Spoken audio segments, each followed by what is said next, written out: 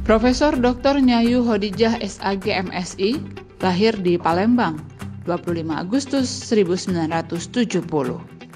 Beliau adalah alumni dari S1 IAIN Raden Fatah Palembang tahun 1994, S2 Universitas Gadjah Mada tahun 2003, dan S3 Universitas Negeri Jakarta tahun 2008. Ibu dari 3 orang anak ini menyadari betul peran dan tanggung jawab yang diembannya begitu besar. Namun tak lantas menghalangi langkahnya untuk mengabdi dengan optimal. Meski sebagai wanita, kiprahnya acap kali dipandang sebelah mata, hal ini justru menjadi tantangan untuk dapat mewujudkan kesuksesannya. Dan saudara, inilah bukan basa-basi bersama Profesor Dr. Nyayu Khadijah SAG MSI, Rektor Universitas Islam Negeri Raden Fatah Palembang. Assalamualaikum warahmatullahi wabarakatuh. Salam jumpa pemirsa TVRI Sumatera Selatan dimanapun Anda berada. Bagaimana kabar Anda hari ini? Senang rasanya saya Wima Yasrustam kembali hadir menjumpai Anda dalam Bukan Basa-Basi.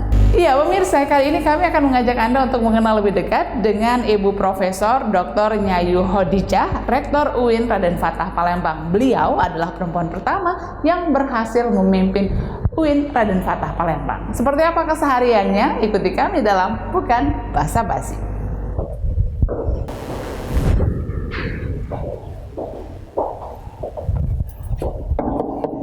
Assalamualaikum.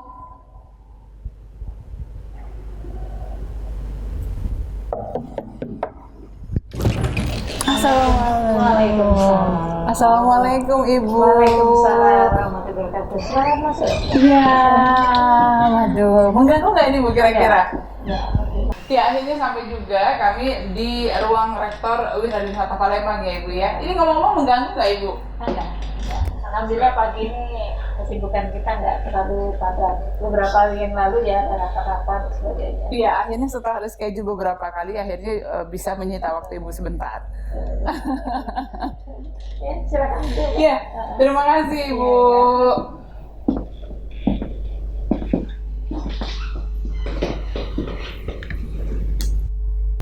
Iya, Ibu Khadijah, ini kalau berbicara mengenai Ibu sebagai Rektor UIN Raden Fatah Palembang ini juga merupakan sebuah kebanggaan bagi kaum perempuan karena untuk pertama kalinya UIN Raden Fatah Palembang dipimpin oleh seorang perempuan. Betul. Dan kalau secara nasional Ibu adalah perempuan kedua begitu ya, yang UIN dari UIN yang dipimpin oleh perempuan. Ini seperti apa sih sebenarnya ceritanya Ibu?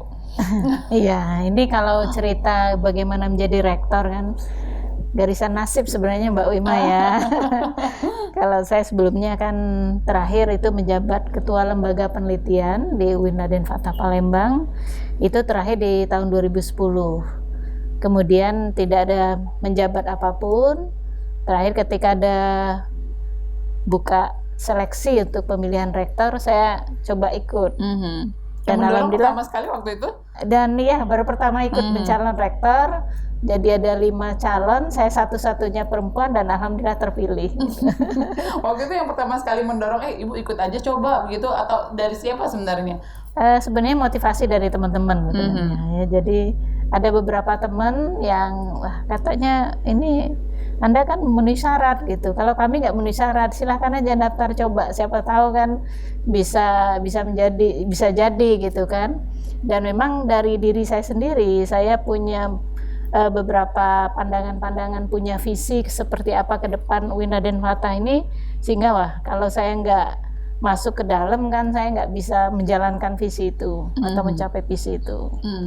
Tapi sebenarnya dulu pernah sempat terbersit nggak Bu untuk bermimpi menjadi rektor UIN?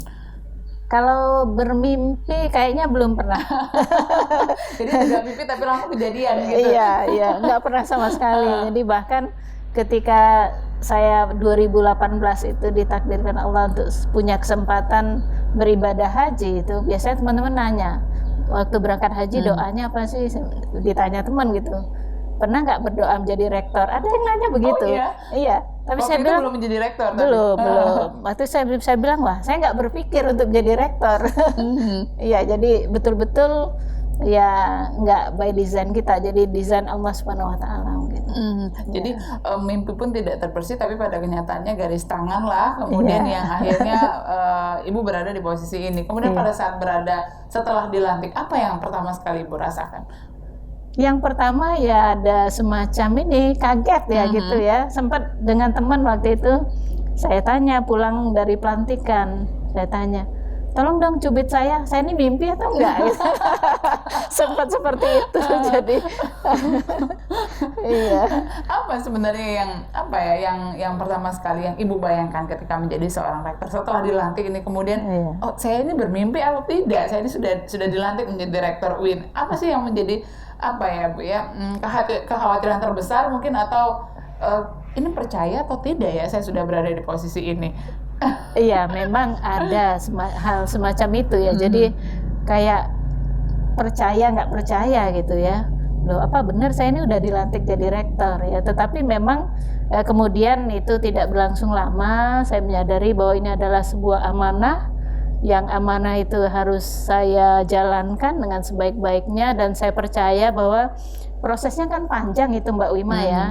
Dari mulai awal tahun 2020 proses seleksi sampai akhirnya saya dilantik di tanggal 23 Juli 2020 itu prosesnya cukup panjang, dan dalam proses yang panjang itu kan ada banyak hal-hal yang terjadi. Misalnya ada yang mencoba menanyakan ini apa sih Anda yang sudah lakukan untuk bisa menjadi rektor, kan itu kan tidak gampang gitu kan.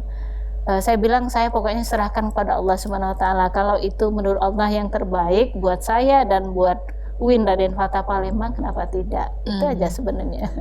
Menjadi seorang rektor tentunya punya tantangan. Nah, apalagi kalau rektor UIN adalah seorang perempuan. Apa tantangan terbesar yang ibu rasakan? Iya, yang terbesar pasti Mbak Wima, karena kita sebagai perempuan itu banyak yang meragukan kita. Oh iya? Masih sampai sekarang ya Bu? Masih. Jadi terutama kaum laki-laki ya, pasti meragukan ini benar nggak bisa. Pertama karena saya perempuan. Yang kedua pengalaman memimpin kurang. Jadi saya punya jabatan itu yang saya katakan tadi, satu-satunya jabatan yang pernah saya jabat itu hanya ketua lembaga penelitian. Itu tahun 2006 sampai 2010. Nah, sehingga banyak orang yang meragukan bisa nggak gitu. Tapi ya saya buktikan gitu dalam proses belum, insya Allah nanti Juli ya, 23 Juli ini baru satu tahun saya menjadi rektor, banyak prestasi yang sudah kita capai. Jadi ini mungkin salah satu cara ibu untuk menjelaskan bahwa walaupun perempuan tentunya jangan dipandang sebelah mata. Betul. Pernah mengalami pengalaman yang mungkin tidak pernah menyangka sebelumnya ibu ketika setelah menjabat sebagai rektor begitu? Banyak sebenarnya ya, banyak ya kaget tadi ya. Mungkin ada rasa kurang percaya diri sedikit ketika misalnya ternyata saya udah jadi rektor gitu. Artinya kalau dalam posisi duduk mestinya saya nggak duduk di belakang gitu, duduk di depan. Hanya hal semacam itu. Iya. Baik, kemudian motivasi terbesar yang selanjutnya terus yang menjadi pendorong begitu setiap ibu melangkah kemudian juga membawa UIN ini kemana, apa yang menjadi motivasi terbesar? Jadi motivasi terbesar saya Mbak Wima bahwa saya menganggap ini adalah sebuah amanah dari Allah. Artinya Allah memberikan kepercayaan kepada saya untuk memimpin lembaga ini sampai 2024. Bagi saya kalau amanah itu kan harus dijalankan dengan baik. Dan artinya Allah sudah memberikan kepercayaan bahwa saya bisa, kenapa saya tidak bisa membuktikan itu. Jadi itu motivasi saya. Jadi saya selalu berusaha melakukan yang terbaik, dan saya yakin bahwa ketika amanah ini diberikan Allah tapi pasti tidak berdiam diri. Pasti Allah senantiasa memberikan taufik dan hidayahnya kepada saya. Karena dianggap mampu begitu ya Bu Wadidah. Iya. Baik, sebelum kita lanjutkan kembali pemirsa, kita akan jeda sejenak. Tetaplah bersama kami, usai jeda berikut Bukan Basa-Basi masih akan kembali.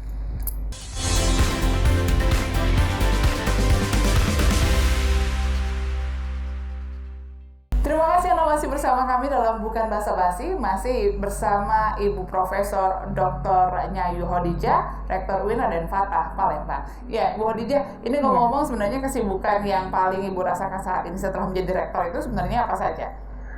Iya, kalau bicara kesibukan cukup banyak Mbak Wima ya. Mulai dari saya yang biasanya tidak harus rutin ngantor dari pagi sampai sore, ini harus ngantor, kemudian rapat-rapat.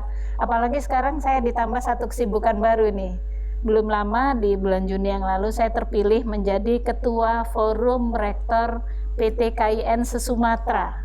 Itu ada 22 PT KIN. Dari mulai Aceh sampai Lampung itu saya ketua forumnya gitu.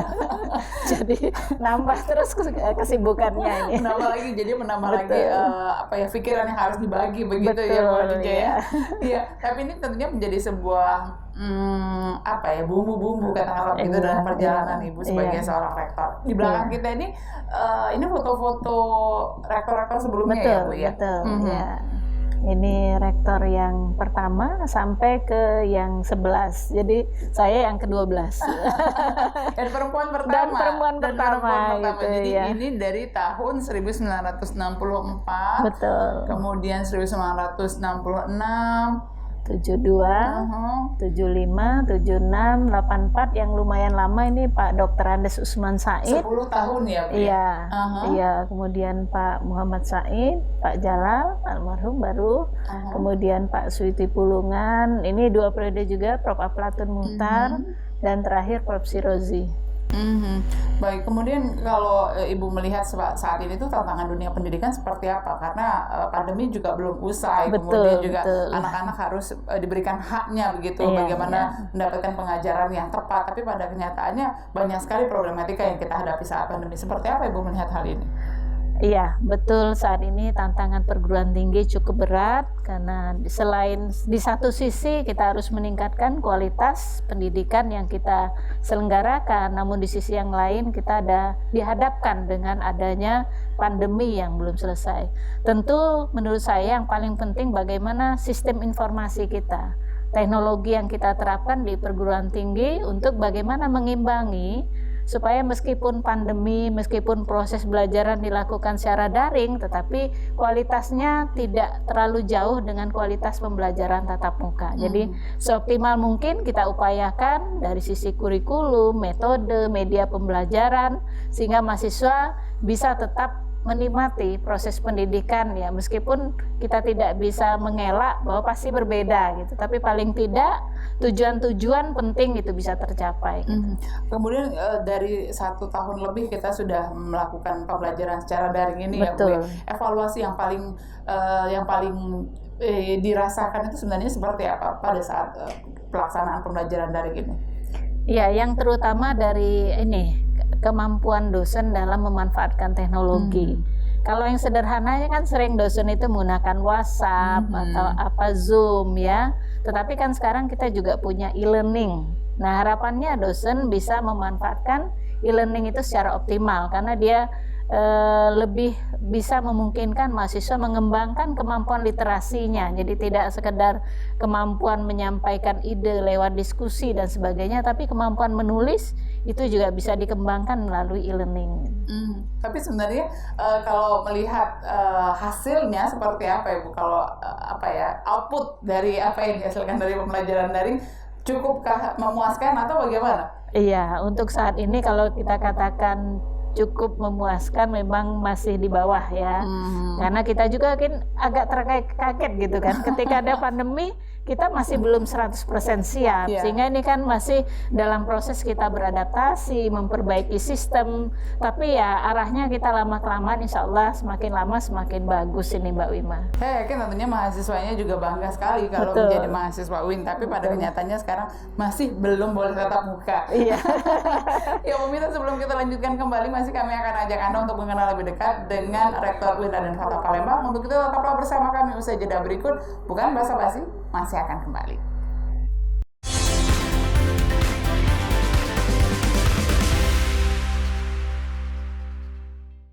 Terima kasih Anda masih bersama kami dalam Bukan Basa-basi. Ibu Khadijah, kita lanjutkan kembali, mungkin bisa sambil berjalan. Kalau tadi sudah sempat menyinggung mengenai yang beda adalah ketika menjadi seorang rektor banyak waktunya di luar. Kalau dulu banyak waktu bersama keluarga. Apakah ada komplain begitu Ibu dari suami dan juga anak-anak? Pasti ada Mbak Wima ya. Jadi kebetulan saya punya 3 putra. Yang besar itu sudah menjadi CPNS di Pemprov Babel. Nah, yang bungsu ini baru kelas 1 SD. Oh iya? Ini yang sering protes. Sering protes ya. Kok mama pulangnya sore terus gitu ya. Karena biasanya saya memang dari kecil saya yang merawat sendiri, mengasuh, mengajari di rumah. Jadi tidak ada babysitter atau tidak ada pembantu. Tapi tiba-tiba saya harus mengantar dan dia lebih banyak sendirian di rumah. Jadi itu yang paling sering protes. Suami? Suami alhamdulillah beliau pengertian.